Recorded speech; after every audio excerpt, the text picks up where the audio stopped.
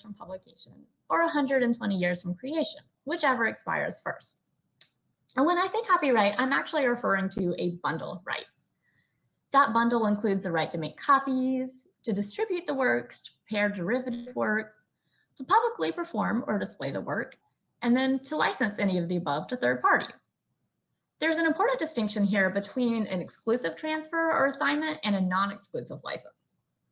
Once a copyright owner assigns one of these copyrights to someone else exclusively, she's no longer allowed to exercise that right, even though she created the work.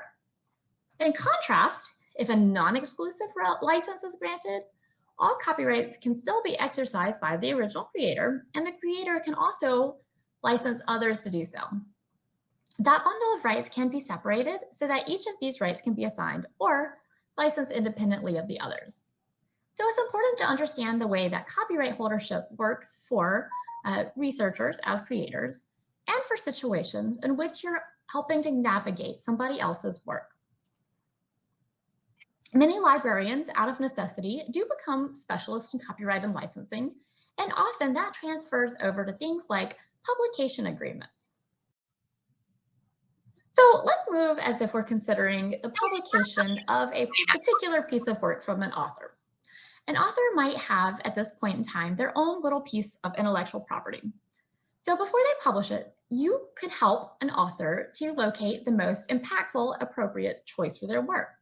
A lot of times you'll be called upon to consider these issues, and you can provide access to databases and appropriate guidance for selecting relevant publications. There are a lot of considerations here. So there are things to think about, like, where is this article going to be indexed so that others can find it and use it in their research? But this is pretty important because if a journal is indexed appropriately, that means it's going to be available in relevant databases so that other scholars can locate and access these works. Another thing to consider is relevance. How relevant is the journal to a research area? And is it a good fit for the topic? How prestigious is the journal? Does it have a good reputation? What are the acceptance rates? And finally, will the journal allow an author to freely share their article with others, possibly increasing their impact? And then how will colleagues, both within and without an institution, access this work? We'll talk more about that in a moment. Librarians can provide access to many resources that help researchers with this. So for example, here at USC, we provide access to CABELS, which helps researchers to find acceptance rates, manuscript guidelines, and review process information for journals, including links to relevant journal information. Ulrichs Web provides publication, subscription, and also indexing data on over 200,000 serials. Journal Citation Reports is a database that's a standard place to find information about journal impact. It does not index every journal out there, but it does include a lot. And you can use it to look for the impact of a specific journal or to show impact comparisons between entire categories or disciplines of journals. And we can also help researchers consider if perhaps they even want to publish a journal article. There are many scenarios when the most appropriate publication might be a web platform, like I said, such as when they consider publishing a digital humanities project. And we'll discuss that in just a minute. Another important part of an author preparing to select a publication is to consider what they might want to do with the work after it's been published. Most traditional journals do require that authors give up most or all of the bundle of copyrights that we discussed earlier, which might leave them without the legal ability to share their work with others or to reuse it in certain ways. So when an author is thinking through the future use of their work, these all might be things to consider before they actually sign a publication agreement. So things like, are they interested in sharing their work with their colleagues or their stakeholders, other relevant stakeholders? Would they like to perhaps post their work to a subject repository or an institutional repository? Maybe they want to share their work on their website, or if they're graduate students, it's very important to be able to reuse parts of their work in their dissertation or thesis. And ultimately, they may need to be able to fulfill research funder mandates, which might have some sort of open access or archiving requirement. At this point, an author will near the decision of where to publish. This may involve negotiations and addendums if they choose a traditional journal, but they also might consider publishing open access to accomplish a lot of their goals. Open access is a model for publishing research under a license that allows it to be freely accessed online and reused in certain ways by others. While there is a lot of debate surrounding funding methods and the future of open access, there's no doubt that publishing open access provides researchers with one of the easiest routes to legally share and promote their research. But also allows those who wouldn't ordinarily be able to access published research, like journalists, practitioners, and the public, to be able to read and share a work. Publishing in an open access journal removes the financial, legal, and technical barriers to research sharing. Dozens of studies also report that publishing or sharing a work open access does result in higher citations. Again, a librarian can play an important role here.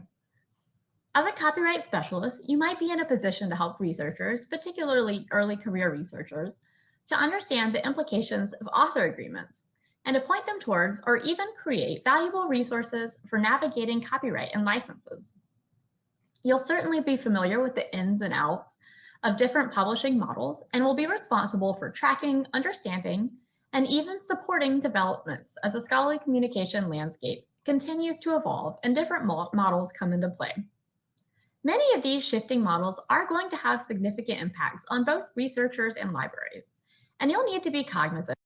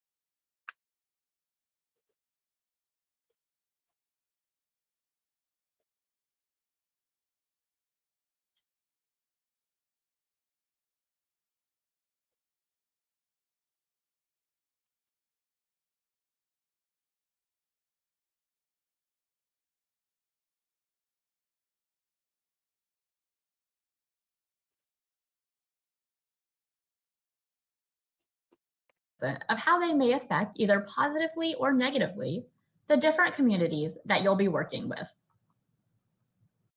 Are you sick of having issues with your webinars, wasting tons of time on troubleshooting with attendees? If so, you need StreamYard On Air. Hey, it's Dana from Another area of the scholarly communication process is submission preparation. Oftentimes, authors will be considering all types of factors before they publish. Things like their title, their abstract, their keywords and subject headings. And as a librarian who may be involved with metadata, this might be an area in which you can help, as well as disambiguation. For example, helping to recognize standard names and affiliations, and getting researchers organized with an ORCID ID. Helping researchers to get set up with an ORCID ID is nice because it takes less than a minute and it creates and associates the researcher with a persistent digital ID so that others can identify and discover their research. It's really great about helping to eliminate name ambiguity that certainly is prevalent in academia and also encourages proper citations. It also supports over 37 types of works beyond just traditional articles, so things like even dance performances. You'll see as a librarian that more and more publishers and platforms are incorporating ORCID IDs into their workflow. Some actually even mandate its use. So it's certainly worth your while to go ahead and understand how you can both use and help others to use ORCID IDs. And then once a work has been published or a researcher has published their works, there are a lot of ways that you can help to preserve and promote that work. And we'll talk about a few here, but it's also important that researchers will want to prioritize because there's a lot to do. So one thing that a researcher might be able to do is make sure that there is a version of their work available to share, even to those who aren't in academia. So we talked about publishing open access and how publishing contracts can allow or disallow researchers to archive their work. So if they are able to do that, a lot of times as a librarian, you will be the one working with an institutional repository, or you might be able to direct a researcher to an appropriate subject or a general repository, or even a data repository if they would like to or are required to archive their data. A lot of librarians are involved in helping researchers with their online research presence. Things like working with networking and academic social networking as well. So this is another area where you might want to get involved. And then ultimately, there are many tools that are available to you as a librarian and to researchers to monitor personal impact.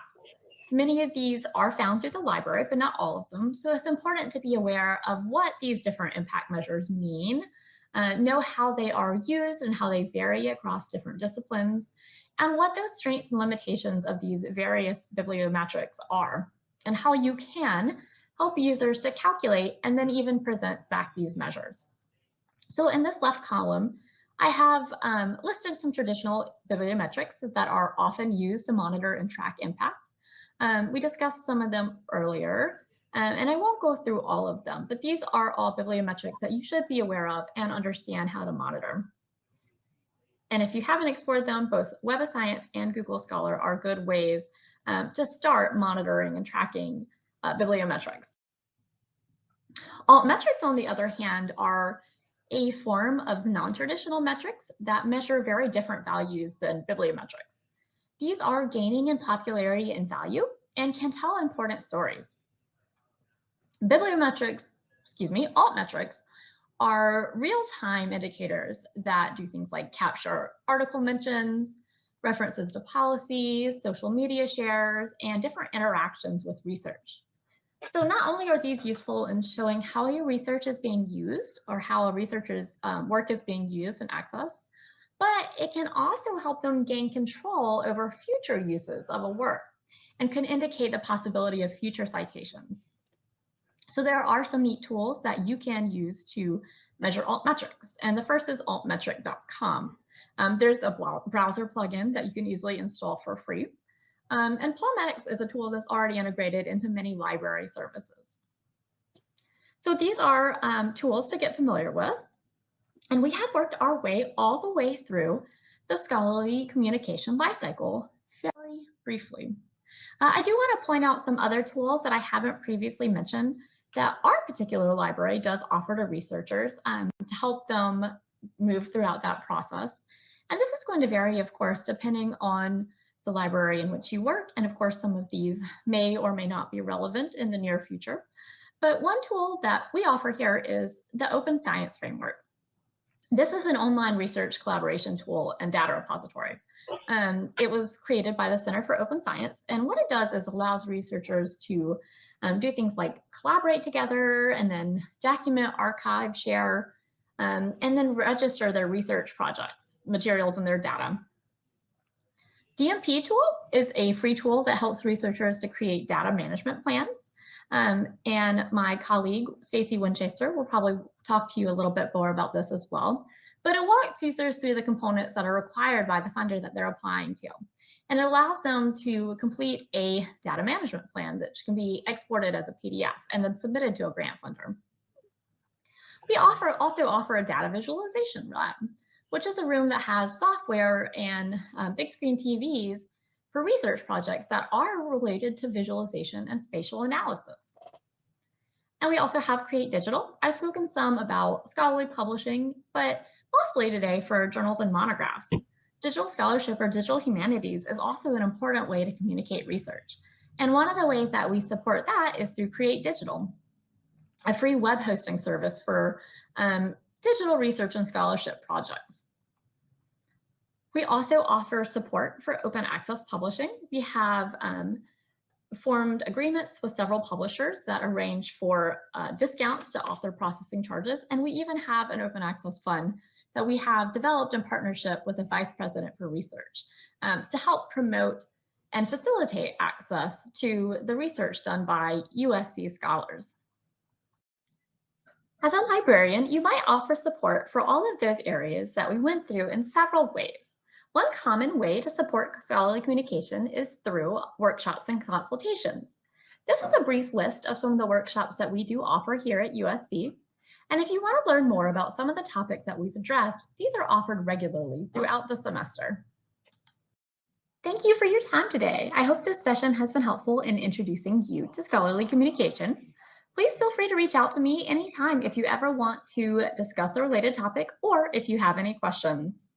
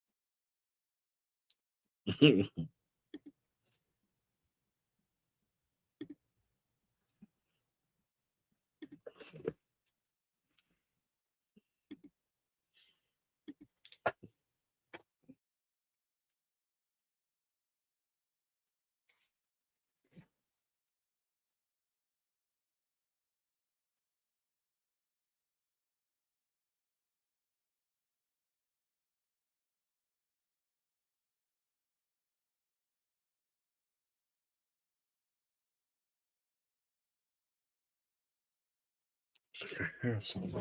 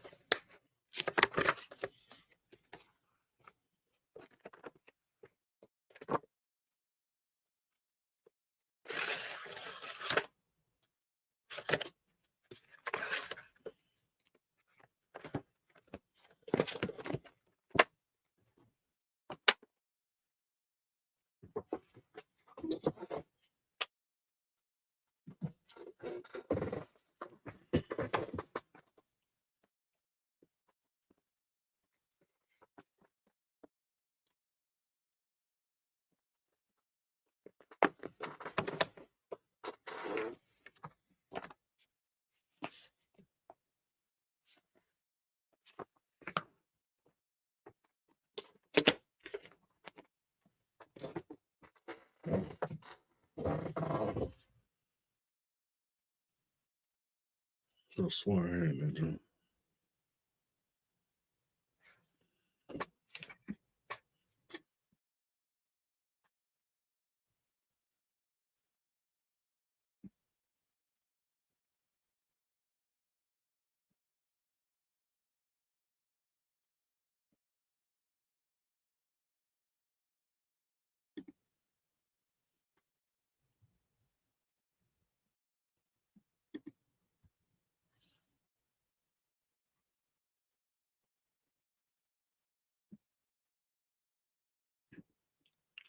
Research support through the lens of transformation.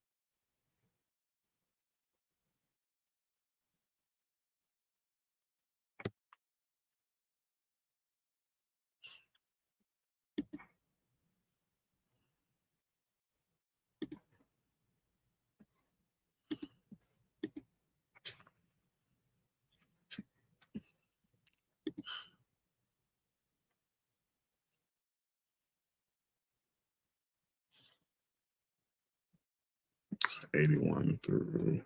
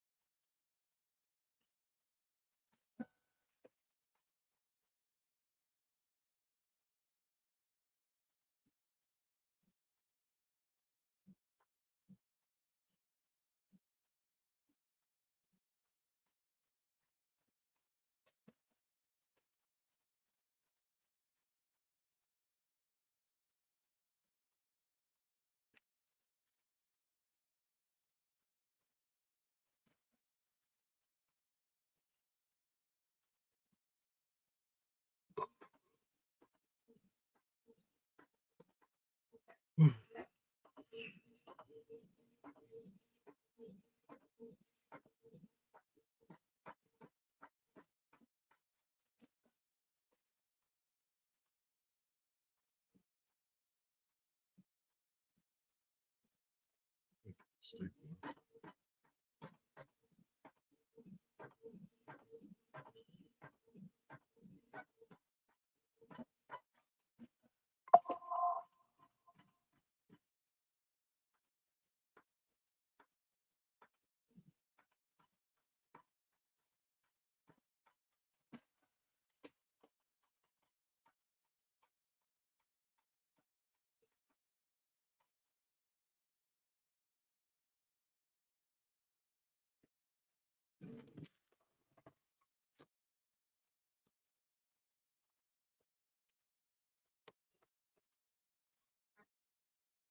Oh.